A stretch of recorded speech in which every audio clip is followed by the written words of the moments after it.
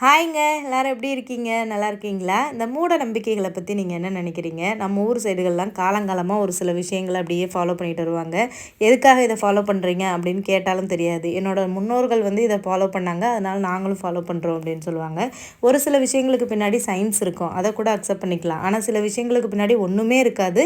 கண்மூடித்தனமா நம்பிக்கிட்டு அத ஃபாலோ பண்ணிட்டு இருப்பாங்க. அதத்தான் நம்ம மூட நம்பிக்கைகள்னு சொல்றோம். Instagramல ஒருத்தவங்க எனக்கு ஒரு மெசேஜ் பண்ணியிருந்தாங்க. அவங்க பக்கத்து வீட்டுக்காரவங்க நல்லா பேசி பழகிட்டு இருந்தாங்களாம். ஒரு தடவை அவங்களுக்கு உடம்பு சரியில்லையாம். இவங்க வீட்டிலேருந்து ஒரு பாத்திரத்தில் கஷாயம் வச்சு கொடுத்தாங்களாம்.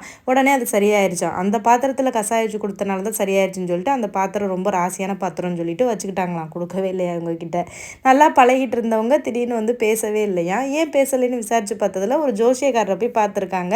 அந்த ஜோசியக்காரர் சொன்னாரா, இவங்க கிட்ட நீங்கள் பேசாதீங்க, எந்த பழக்க வழக்கமும் வச்சுக்கிறாதீங்க அப்படின்னு சொன்னனால பேசுறது இல்லையா. ஸோ இதையுமே ஒரு மூட நம்பிக்கை தானே அப்படின்னு சொல்லிட்டு என் கூட ஷேர் பண்ணியிருந்தாங்க. கேட்கவே ரொம்ப ஆச்சரியமா இருந்துச்சு.